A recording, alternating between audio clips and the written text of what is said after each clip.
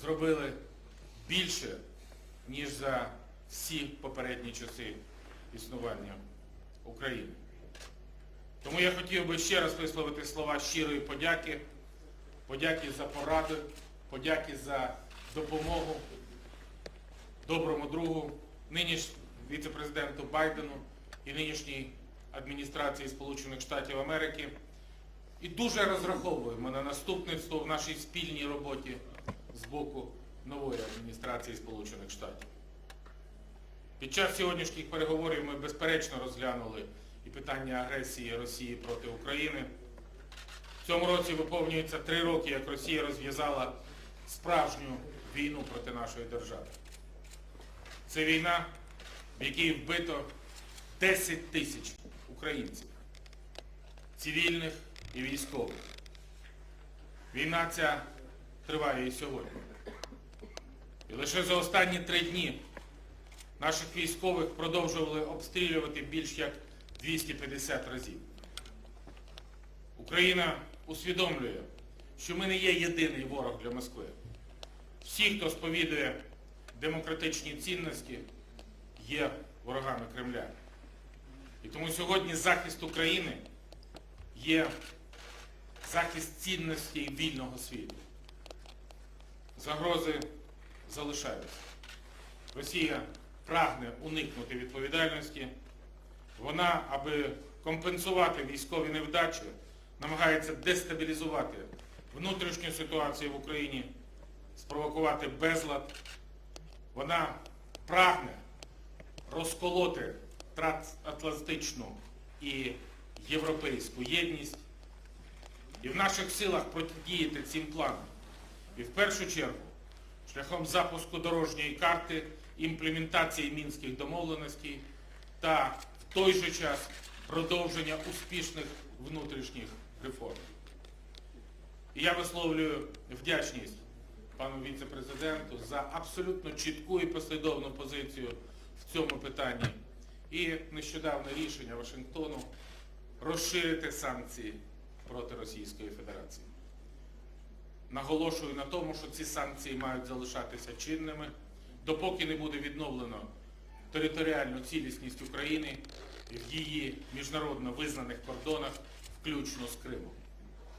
Вірю, що ми точно переможемо, бо правда на боці України, а справедливість, вона завжди сильніша зброї. Шановні пані і панове, сьогодні ми також докладно обмінялися з паном віце-президентом думками щодо шляхів подальшої розбудови американо-українського стратегічного партнерства. Ми поважаємо демократичний вибір американського народу та готові до ефективної і плідної співпраці з новою адміністрацією. Україна завжди користувалася, і я це відчув, шановний пане віце-президенте, в Конгресі Сполучених Штатів Америки під час двопалатної можливості виступити перед конгресменами і сенаторами в 2014 році. І наголошую на тому, що Україна продовжує мати bipartisan, двопалатну, двопартійну підтримку з боку американського конгресу, американської адміністрації, американського народу. Ми цінуємо цю підтримку і щиро на неї розраховуємо. Я сподіваюся, що і далі українське питання буде об'єднувати весь американський політикум, і далі українське питання буде залишатися серед і перших пріоритетів. Вітаю перші обнадійливі сигнали, виголошені під час сенатських слухань кандидатів на посади державного секретаря Тіллерсона та міністра оборони Сполучених Штатів Америки Метіса. Так, нинішня агресивна Росія – це пріоритетна загроза і для Сполучених Штатів Америки, і для України. Так, Росія вторглася на територію України, окупувавши частину Донбасу та Крим. Крим – це Україна, і ми вдячні за те, що представники нової адміністрації чітко стоять на цих позиціях.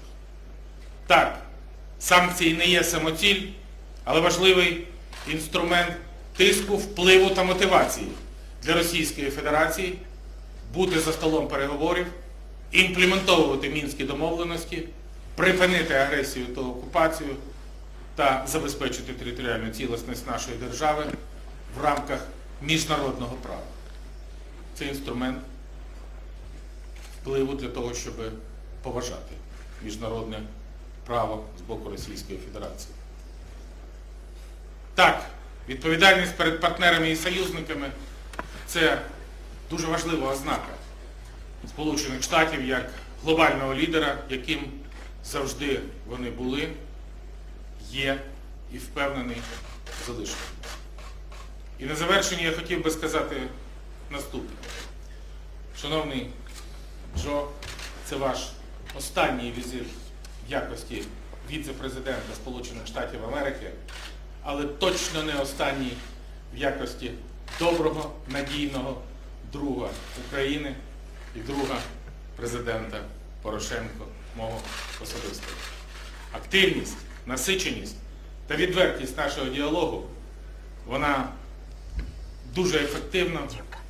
І десятки годин наших телефонних розмов та численних особистих зустрічей – це був дуже непростий, але дуже ефективний процес пошуку ефективних, правильних рішень, які значно прискорили прогрес реформ, від яких залежали життя або смерть інколи, доля держави і мільйонів її громадян.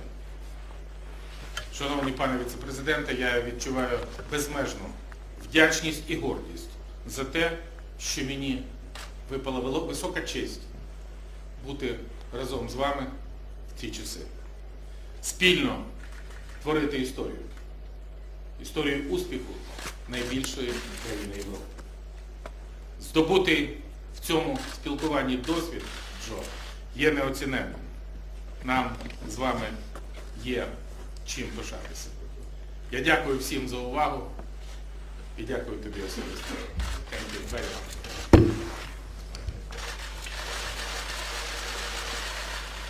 Mr. President, I may have to call you once every couple of weeks just to hear your voice. It's been going on a long time. Good afternoon, everyone. It's a great pleasure to be once more here in Kyiv to reaffirm the depth of the partnership between our two peoples. This is my sixth visit to Ukraine as Vice President and my fifth in the years since the Revolution of Dignity on the Maidan, which was an astounding thing to witness. When so many Ukrainian patriots stood up and demanded a future that this country has been too long denied.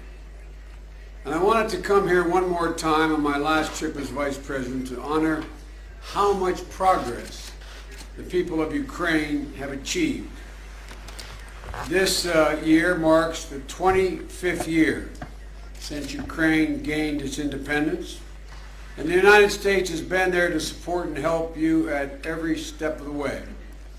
Our partnership has spanned 4 different American presidents from across our political spectrum. It has deep roots in both the Republican and Democratic parties. As you saw a few weeks ago, when 2 of my good friends from, quote, the other side, former Senate colleagues John McCain and Lindsey Graham and Amy Klobuchar of my party visited with Ukrainian troops on the front lines in the east. And that's because Americans and Ukrainians are united by deep bonds, our shared values, and our common hopes for the future.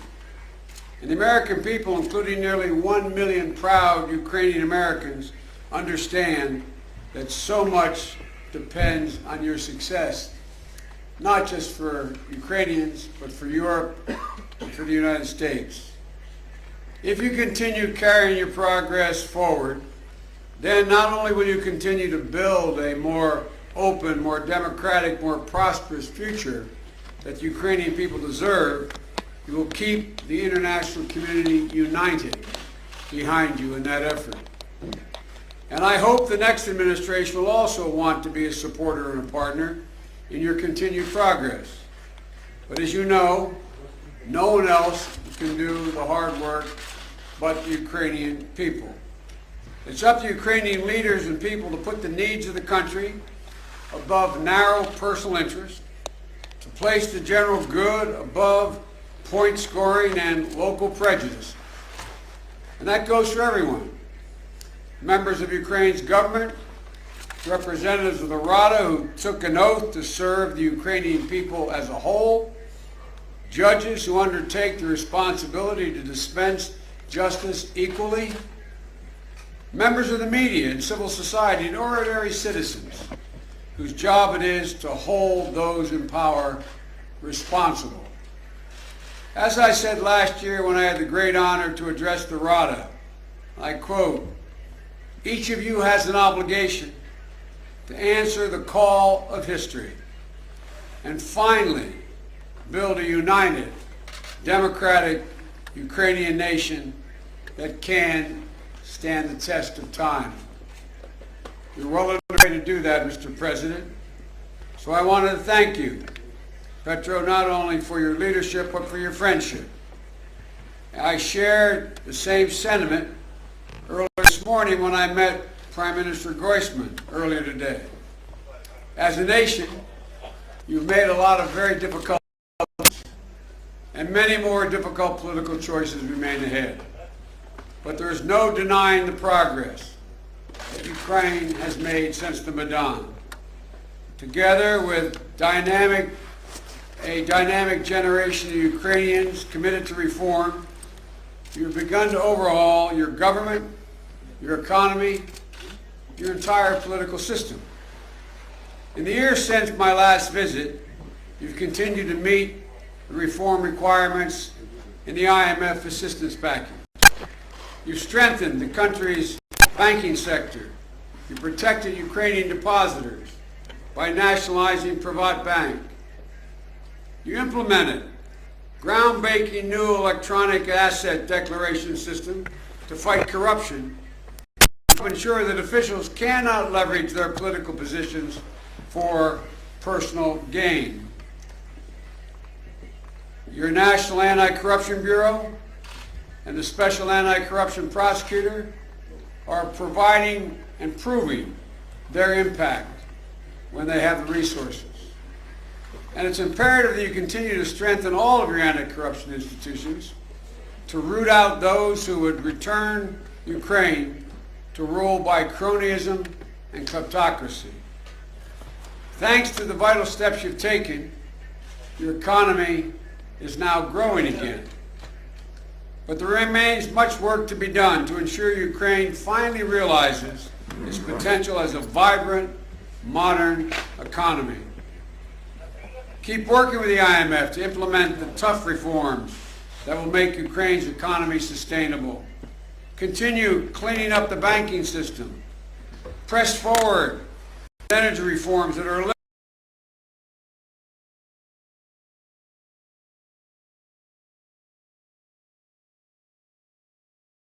this environment with responsible legal and regulatory systems that make Ukraine a destination for investment.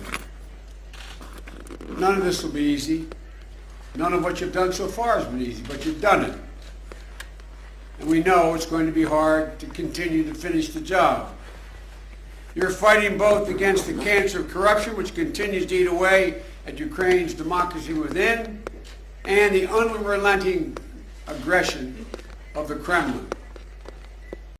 These continued attempts to undermine your success, your security, your sovereignty, and your territorial integrity are manifold. False propaganda attacks, attempts to destabilize your economy. Ukraine, like every country in Europe, has a right to determine its own path. Yet Russia seeks to deny that choice. And the international community must continue to stand as one against Russian aggression and coercion. There are over 1.7 million internally displaced people. Oppression of Crimean Tatars continues. More than 9,600 Ukrainians have been killed in the fighting in the east. and more than 22,000 wounded in the conflict. And fully 1/5 of those victims have been civilians. That's why, in addition to the $3 billion in loan guarantees and the $750 million in assistance to fortify your economic resilience, the United States has provided $600 million in security assistance. We've trained your National Guard, conventional military forces, as well as special forces, helped you increase your readiness and make your force interoperable with NATO, provided armor, radars, night vision devices, medical equipment, all of which has saved lives and bolstered your defenses. Together with our EU and G7 partners, we made it clear that sanctions should remain in place until Russia fully, I emphasize fully, implements its commitments under the Minsk Agreement, and that the Crimea-related sanctions against Russia must remain in place until Russia returns full control to the people of Ukraine. Although I know how you find this difficult to keep faith with the Minsk process when the Russians refuse to meet their security commitments, it remains the only viable framework for resolving the conflict in the Donbass, restoring Ukrainian governance in the east, and returning control of the international border to Ukraine. It's Ukraine's best hope to move forward as a united country. But let me be perfectly clear. The political agreement cannot be implemented until Russian violence stops. Only after Russia and the East fulfill their obligation to end the fighting and let the Donbass again enjoy peace and security can Ukraine be expected to fulfill its political commitments. It's no secret that Russia does not want you to succeed, Mr. President. It's not just about Ukraine. It's about the future we have long sought of a Europe whole, free, and at peace. Whole, free, and at peace. Something that is in the vital national interest of both the United States and all Europeans. Your self-determination, your freedom from coercion, your success as a liberal democracy are all essential in realizing this objective. So, I strongly urge the people of Ukraine, keep demonstrating your commitment to the rule of law. Keep fighting corruption. Insist on transparency. Investigate and prosecute government officials who siphon off public funds for their own enrichment. Russia, over the last decade or so, has used another foreign policy weapon. It uses corruption as a tool of coercion to keep Ukraine vulnerable and dependent. So pursue those reforms to root out corruption. It's not just about good governance. It's about self-preservation. It's about your very national security. It's not just about good governance. As I said at the beginning, this year our nations celebrate 25 years of diplomatic relations. Over that time, progress has come in fits and starts. Sometimes we move forward, sometimes backwards. But the Ukrainian people are like the American people. They never give up. And one of the things that gives me the most hope for the future is the incredible energy and passion of Ukraine's young people. I've met with them on each of my previous visits here. And I have no doubt that they will inspire, demand, and ultimately succeed in attaining the Ukraine that has been sought for so long. On a personal note, Mr. President, I want to say what a privilege it has been to support and stand with Ukraine over these past 25 years, first as a senator and of late as vice president. I've been inspired by your people, their courage, their resilience, brave Ukrainians who never gave up hope for a future of something better, who got up and go to work every day for a democratic and united Ukraine. And if you can continue to make progress, Mr. President, if you keep doing the hard work and making the difficult choices to put Ukraine first, I promise you the American people will stand with you. This next year is going to be a very, very telling year. A very telling year. There's a line that John Kennedy used in deciding to go to the moon. He said, America's doing it because we're no longer willing to postpone. I believe the Ukrainian people are no longer willing to postpone a free, open, democratic, and prosperous Ukraine. So seize it. I'm looking forward to seeing what our nations can build together, Mr. President, over the next 25 years and beyond. Because as my grandfather would say, with the grace of God and the goodwill of the neighbors, which we can't count on very much in this neighborhood, we can get this done. But it all depends on the willingness of your people to continue to insist on what they deserve. What they deserve.